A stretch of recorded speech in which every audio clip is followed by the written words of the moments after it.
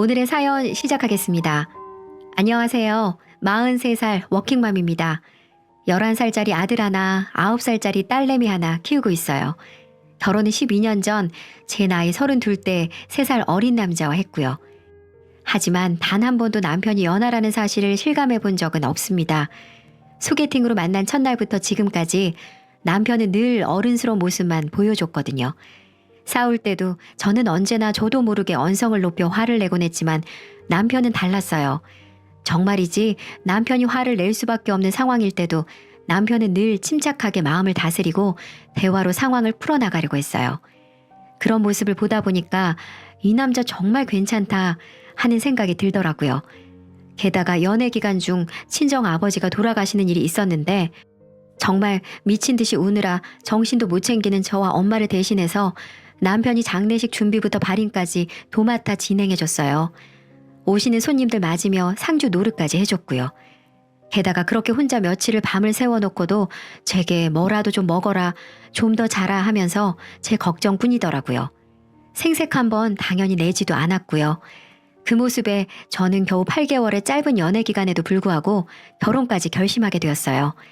하지만 슬프게도 이 세상에 완벽한 남자는 절대 없더라고요. 바로 남편의 어머니가 문제거리였습니다. 시아버지는 초등학교 교감까지 지내신 교육자이시고 시어머니는 가정주부신데요. 시어머니는 처음 인사를 드리러 갔을 때부터 절 마음에 안 들어 하셨어요. 아니, 아무리 시대가 변했다고 해도 그렇지 어떻게 3살이나 연상이야? 그리고 연상이면 피부 관리도 좀 하고 그래야지. 너무 제 나이로 보이는 거 아니니? 이런 말까지 하시면서 절 면박 주시더라고요. 그 말에 제 남편과 시아버지는 그런 소리 하지 말라고 시어머니를 나무랐지만 시어머니는 정말 콧방귀도 안 끼더라고요. 시어머니가 완전 공주 스타일이죠. 꾸미는 거 좋아하고 사람 깔보기 일수고요. 몸 쓰는 일은 절대 싫어합니다. 그래서 옛날부터 가사 도우미도 많이 쓰셨다고 해요. 자기 손에 물 닿으면 습진 생긴다면서요. 만약 제 딸이 그런 집에 시집가려고 한다면 쌍수를 들고 말릴 테지만 사람 마음이라는 게 본인이 그 상황에 닥치면 냉정해질 수가 없더라고요. 전 남편을 너무 사랑했고 남편의 마음 씀씀이가 너무 좋았기 때문에 결국 시어머니라는 거대한 산을 애써 모르는 척하고 남편만 보고 결혼했어요. 그리고 결혼 생활은 정말 좋았습니다. 남편과 함께하는 하루하루가 행복했어요. 물론 투닥거릴 때도 있었지만 언제나 남편이 어른스럽게 상황을 해결해줘서 어찌저찌 행복하게 결혼 생활을 굴려나갔습니다.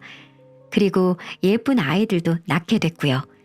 시어머니는 항상 우리 아들 하시면서 시댁에 자주 좀 놀러오라고 하셨지만 남편이 적당한 선에서 늘 커트해줬습니다. 시어머니의 닭다리 심해지자 시댁에는 석 달에 한 번 방문할 거고 그 이상은 절대 안 된다고, 친정에도 똑같이 방문할 거라고 아예 못을 박았네요. 시어머니는 그게 말이 되느냐며 거품을 물었어요. 하지만 시아버지도 시댁 식구가 자꾸 얼굴 비추면 못 쓴다고 하시면서 아들한테 그만 집착하라고 핀잔까지 주셨어요.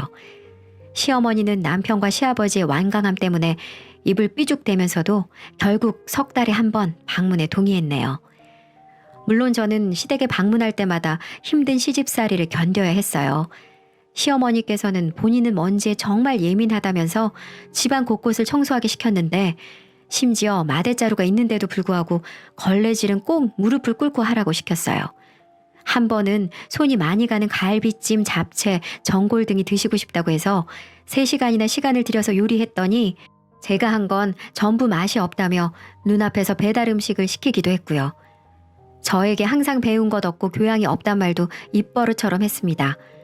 남편은 그럴 때마다 시어머니에게 불가지 화를 내주긴 했지만 오히려 제가 말렸어요. 석 달에 한 번만 참으면 되는 데다가 남편이 항상 저에게 미안하다고 그리고 고맙다고 말해주고 시댁에 다녀오면 꽃다발처럼 작은 선물이라도 챙겨주었거든요.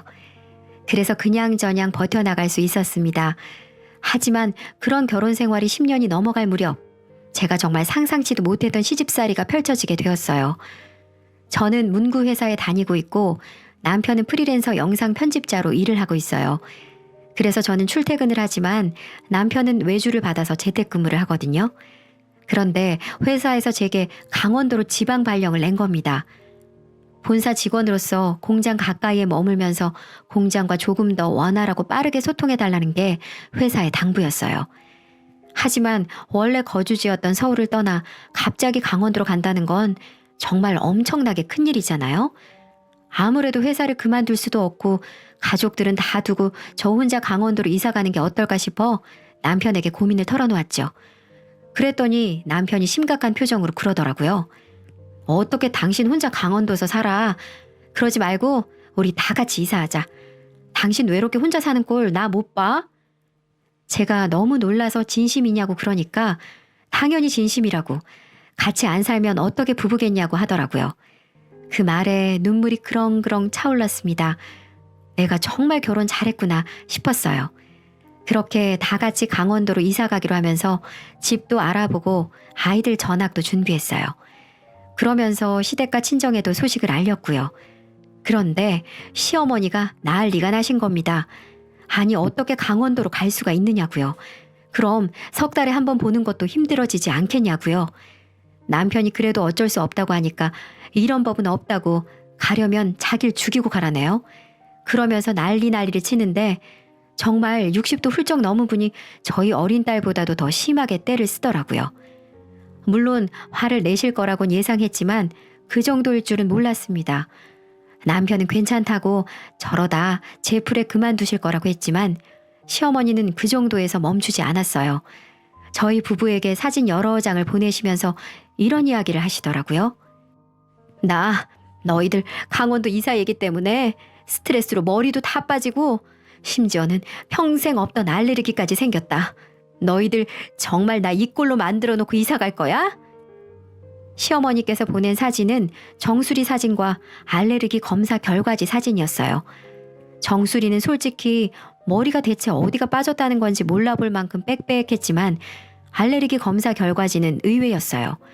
왜 요즘 병원에서 수십 가지의 알레르기 종류 중에 내가 무슨 알레르기를 보유하고 있는지 검사해 주는 것 있잖아요. 그런데 시어머니께서 소고기 알레르기가 있으시더라고요. 그것도 가장 위험한 알레르기 등급이었습니다. 솔직히 정말 놀랐어요.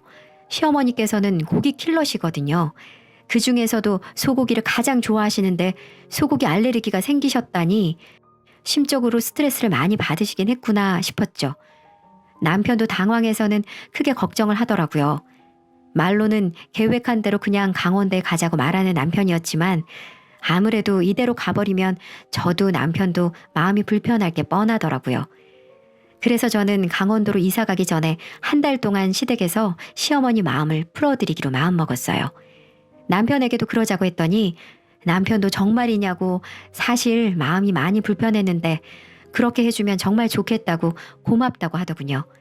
그래서 시어머니께 전화를 걸어서 한 달 동안 같이 살면서 서운한 마음을 풀자고 말씀드렸더니 시어머니가 지금 적선하는 거냐며 또 고래고래 소리를 지르는 겁니다.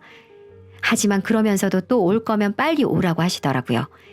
정말 어느 장단에 춤을 추라는 건지 모르겠는 일이었지만 어쨌든 저희는 한 달 동안 시부모님과 함께 살게 되었죠. 덕분에 아이들 등하교 시켜주는 일이 만만치 않게 되었지만 딱 한 달만 고생하면 되니 참고 버티면서 시어머니와 이럴 때 원만한 관계 유지하면서 잘 지내는 것도 나쁘지 않겠다는 생각도 들었습니다. 그렇게 시댁에 들어갔는데 사람은 역시나는 역시나더군요. 시댁에서 저는 언제 그랬냐는 듯 시집살이에 시달리게 되었어요. 시어머니는 집안일은 물론 사소한 심부름 하나까지 전부 다 저를 시켰고요. 물 떠와라. 아니 찬물 말고 미지근한 물 떠와라. 아니 컵에 립스틱 자국 남아있는 것 안 보이냐? 다른 컵 가져와라 등등등. 노이로제가 생길 지경이었어요. 남편도 재택근무를 하느라 내내 집에 있으니 당연히 절 도와주려 했지만 제가 말렸어요. 당신이 이러면 우리 한 달 뒤에 갈 때 또 엄한 소리 들어야 한다고요. 저는 한 달만 눈 딱 감고 참자고 저 자신을 다독였어요.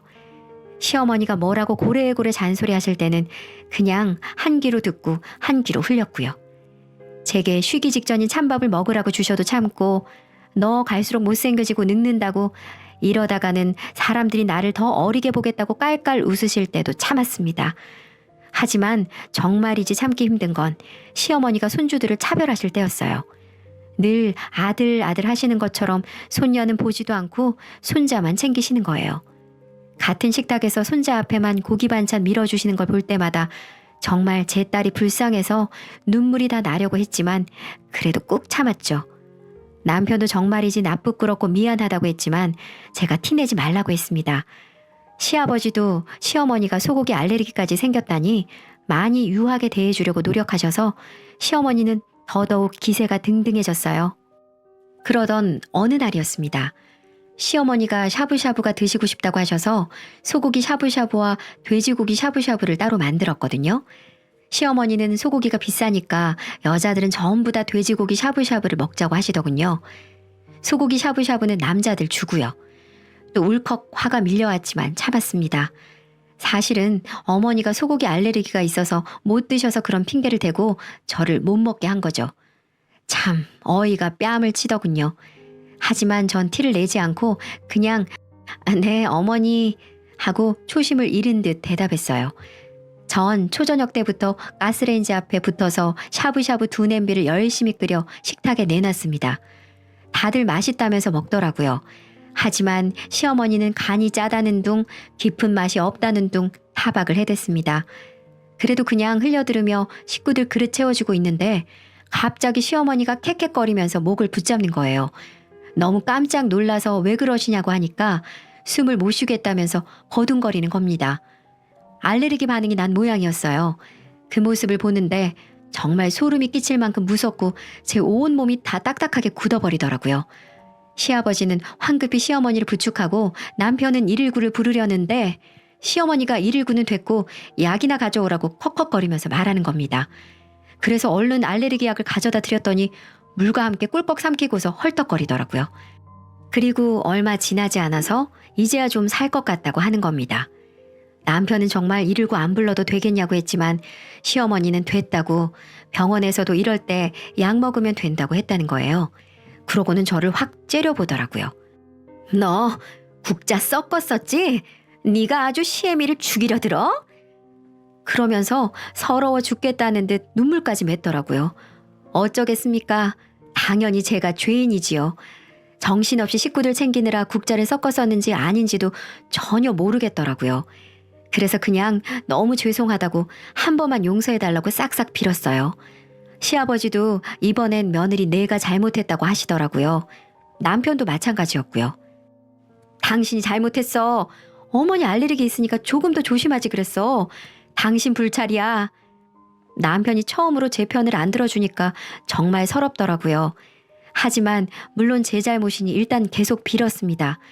시어머니는 아량을 베풀어 준다는 듯 이번 한 번만 용서해 준다고 콧방귀를 끼더라고요. 눈물이 다 찔끔 나더군요. 정말 몸도 마음도 고되다는 게 이런 거구나 그때 느꼈네요.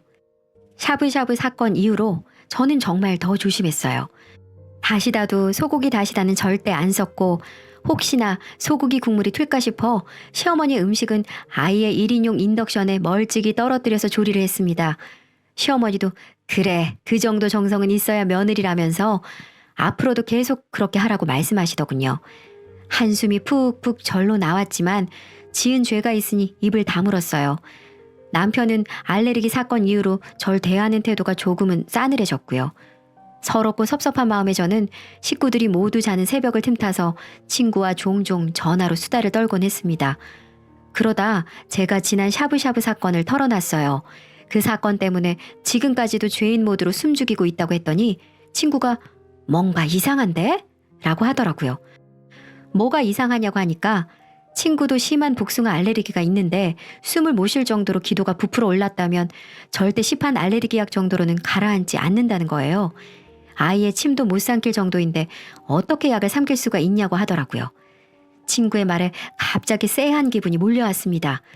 사실 저도 그렇고 시댁 가족들도 그렇고 알레르기가 있는 사람이 한 명도 없어서 관련 지식이 전혀 없었거든요. 그러고 보니 정말 친구의 말대로 숨을 못 쉴 정도인데 어떻게 약을 삼키셨지? 하는 생각이 들더군요. 설마 아니겠지 싶었지만 쎄한 기분은 좀처럼 가라앉지 않았고요. 그래서 시어머니가 보내셨던 사진을 급히 다시 뒤져봤죠. 그런데 이제 보니까 알레르기 검사의 맨 윗부분이 교묘하게 잘려 있더라고요. 보통 환자의 이름이 맨 윗부분에 적혀 있잖아요. 아무래도 뭔가 이상하다 싶었습니다. 검사 결과지를 봐야겠다 싶더라고요. 그날부터 전 식구들이 집에 없을 때를 노려 집을 조금씩 뒤지기 시작했어요. 누가 보면 너무 집요하다고 생각할지도 모르겠지만 그땐 정말이지 그 쎄하고 찝찝한 기분 때문에 잠을 못 잘 정도였거든요. 꼭 진실을 밝히고 말겠다는 생각뿐이었어요. 그리고 집안을 뒤진 지 딱 나흘이 되었을 때 전 검사 결과지를 찾아냈어요. 장롱 위 깊숙이 숨겨져 있더군요. 그런 곳에 숨겨놨다는 것부터가 수상했어요. 그리고 결과지 내용을 확인한 순간 전 정말이지 경악을 금치 못했어요. 어머님의 알레르기 결과지는 깨끗했어요. 그 흔한 진먼지 알레르기 하나 없이 아주 깨끗했습니다. 소고기 알레르기가 있는 결과지도 함께 있었는데 그건 다른 사람의 이름으로 되어 있더군요. 생년이 어머님과 동년배인 것이 아마 친구분의 결과지를 빌린 모양이었습니다. 정말 소름이 돋고 어이가 없더라고요. 처음에는 이걸 대체 어떻게 할까? 그냥 눈 딱 감고 모르는 척 할까? 하는 생각도 있었습니다. 정말이지 엄청난 폭탄 선언이라 터뜨리는 게 부담스럽더라고요. 하지만 이대로 가슴속에 묻어버리기에는 정말 심장이 터질 것 같아서 시어머니께 조용히 대체 왜 그러셨냐고 여쭤보려고 했어요. 서로 진지하게 대화한 뒤 시어머니께서 자신의 거짓말을 스스로 털어놓으실 수 있도록 기회를 드리는 게 좋겠다 싶었습니다. 그래서 제가 비밀을 알아낸 바로 그날 시어머니께서 외출해서 들어오셨길래 같이 산책 가시지 않겠냐고 여쭤봤죠. 그랬더니 갑자기 절 위아래로 훑어보시더라고요. 시어머니 특유의 공주 눈빛이 있어요. 사람을 완전히 깔보는 눈빛이요. 그러더니 어이가 없다는 듯이 말씀하시더라고요. 너는 시어머니 황천길 보낼 뻔해놓고 뻔뻔하게 산책 가자는 말이 나오니? 조선시대 같았으면 바로 집 밖으로 내쫓겨서 객사했을 거야. 나 정도 되는 시어머니니까 데리고 살아주지. 그러면서 제 어깨를 확 밀쳐버리고 지나가는데 그 순간 저는 제 안의 모든 인내심을 다 잃어버렸습니다. 너무 서럽고 화가 나서 주먹이 다 부들부들 떨리더라고요. 눈물도 저절로 쏟아지고요. 아, 시어머니에게는 마지막 기회조차도 사치구나 싶었죠. 집안 분위기고 뭐고 그냥 터뜨려버리겠다고 결심하게 됐어요. 그래서 다음 날 저는 문제의 샤브샤브를 다시 준비했죠. 소고기 샤브샤브와 돼지고기 샤브샤브를요. 두 고기 다 부드럽고 야들야들한 부위를 엄선해서 아주 얇게 썰었습니다. 그리고 차려냈더니 시어머니가 아주 질색하는 거예요. 나 샤브샤브에 안 좋은 기억 있는 거 몰라? 알아. 너 진짜 나한테 왜 이러니? 그러시기에 이번에는 정말 잘 준비했다고 국자 섞어 쓰는 일도 없을 거라고 말씀드렸어요.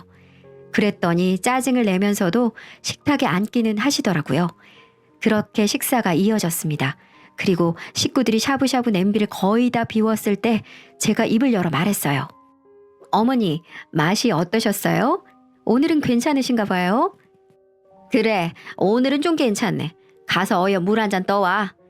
그러시는 겁니다. 전 그때를 노렸어요. 어머, 세상에 고기가 섞였었네. 어머, 근데 어머니 괜찮으세요? 어머니 소고기 알레르기 있으시잖아요. 그랬더니 시어머니가 기겁을 하고 놀라시더라고요. 남편과 시아버지도 그게 무슨 소리냐면서 눈이 커다래져서는 황급히 시어머니에게 괜찮냐고 묻더라고요.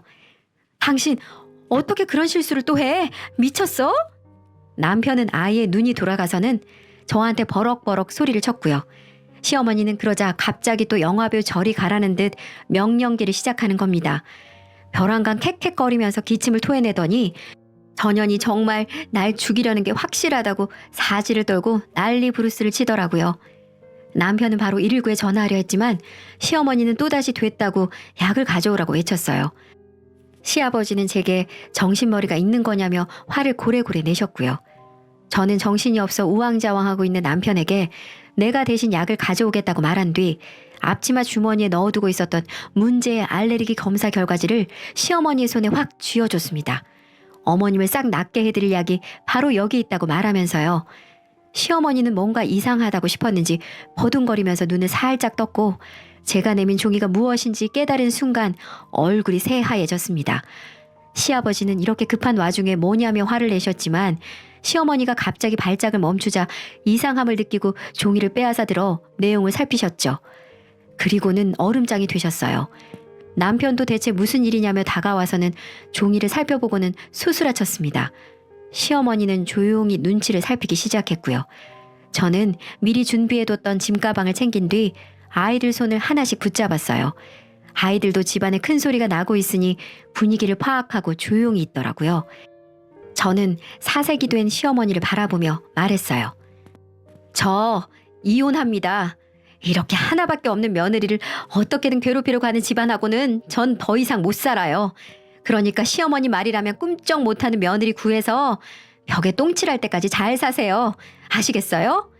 하고 집을 나와버렸습니다. 제가 현관으로 향하니까 남편이 기겁을 하고 달려와서 절 붙잡더군요. 시아버지도 마찬가지였고요. 미안하다고 용서해달라고 남편과 시아버지가 정말이지 빌듯이 말씀하더군요. 사실 정말로 이혼할 생각은 없었습니다. 솔직히 시어머니 때문에 포기해버리기에는 남편이 너무 아깝기도 했고요. 아이들에게 아빠 없는 삶을 물려주고 싶지도 않았어요. 하지만 그 순간만큼은 제가 세게 나가야 할 타이밍이라고 생각했죠. 시어머니는 바닥에 주저앉은 채로 어쩔 줄 모르고 눈만 굴리고 있었고요. 저는 근처 호텔에 가 있겠다고 재산 분할 어떻게 할지 생각해서 오라고 남편에게 단호하게 말한 뒤 집을 나갔어요. 남편과 시아버지는 끝까지 주차장까지 절 쫓아오며 미안하다고 빌었지만 전 굴하지 않았어요. 아이들을 태우고 그대로 호텔로 향했습니다. 그렇게 호텔 객실에서 아이들을 재우고 난 뒤 다음날 새벽이 되었을 때였어요. 핸드폰이 울렸습니다. 시아버지셨어요. 일단 전화를 받았더니 묵직한 목소리로 집에 좀 와달라고 하시더군요. 제발 부탁이라고 말씀하시는데 목소리가 너무 안 좋으셔서 알겠다고 했습니다. 말했듯 저는 이혼 생각이 없었고 바라는 건 문제를 해결하는 거였으니까요. 그래서 아이들을 깨워 차에 태운 뒤 집으로 갔습니다. 문을 열었더니 안절부절 못하고 서 있던 남편이 달려나와선 절 끌어안더라고요. 시어머니는 절 보더니 입술을 실룩대면서 사납게 눈을 일그러뜨렸고요. 아직도 반성을 안 하시는구나 싶었죠. 일단 아이들은 방에 넣어두고 하실 말씀 하시라고 했더니 시아버지가 시어머니에게 빨리 말하라고 눈치를 주시더군요. 그러자 시어머니가 조금 망설이나 싶더니 입을 열었습니다. 정말 미안하다. 내가 괜히 객기 부린 거 인정해. 다시는 안 그럴 테니 이제 우리 다시 잘 지내보자꾸나. 내 아들이 너 따라 연고도 없는 강원대 간다길래 네가 너무 미워서 나도 모르게 그랬다. 정말 미안하다. 하며 누가 봐도 시아버지가 시킨 것처럼 연기 대본 대사를 읽듯이 건성건성 말을 하시더군요. 사과는 사과였지만 정말이지 진정성이 전혀 느껴지진 않았습니다. 시아버지는 사과가 그게 뭐냐며 버럭 화를 냈지만 시어머니는 뻔뻔하게 내가 사과했으니 됐지 하는 표정을 짓고 있더군요. 기가 찼습니다. 그때 곁에서 조용히 듣고 계시던 시아버지가 입을 여셨어요. 아무래도 이 여편네가 이런 꼴이 된 게 내가 너무 오냐오냐 대접하면서 같이 살아서 그런 것 같다. 아무래도 몸 쓰는 일을 하면서 반성을 해야 버릇이 고쳐지겠어. 그 말에 시어머니 얼굴이 사색이 되더라고요. 당신 그게 무슨 말이냐면서 소리치니까 시아버지가 최대한 빨리 시골로 이사가서 농사 지으면서 살겠다고 하시더라고요. 사실 시아버지가 오래전부터 귀농을 바라시긴 했는데 매번 시어머니 결사반대로 어그러지셨거든요. 시어머니는 기겁한 표정으로 지금 그게 무슨 소리냐고 시아버지에게 와곽 소리를 치셨지만 시아버지는 눈 하나 깜빡하지 않으셨습니다.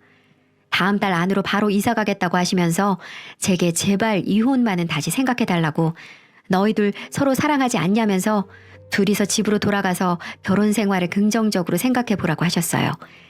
시어머니는 이대로는 못 간다고 저와 남편을 절박하게 붙잡으셨고요. 그렇게 제발 시아버지를 말려달라고 제게 애원하는 그 눈빛을 보니 너무 웃겨 죽을 뻔했네요. 하지만 시아버지가 나서서 시어머니를 떼어주시면서 얼른 짐 챙겨서 가라고 하셨어요. 시어머니는 그날 이후 제게 매일같이 정말 미안하다고 문자를 보내시곤 했어요. 하지만 시아버지의 뜻은 변함이 없었습니다. 시아버지는 정말로 시어머니를 끌고 깡시골로 이사를 가셨어요. 아버님 고향인 전라도 무안으로 가서 양파 농사를 짓는다고 했는데 제게 카톡으로 사진을 하나 보내주시는 겁니다. 바로 그 사진은 시어머니가 잔뜩 인상을 쓰면서 더운 땡볕에서 양파를 힘들게 캐고 있는 모습이었죠. 그러면서 내 시어머니 이렇게 반성하고 있다고 우리 아들 잘 데리고 살아달라고 하시면서요.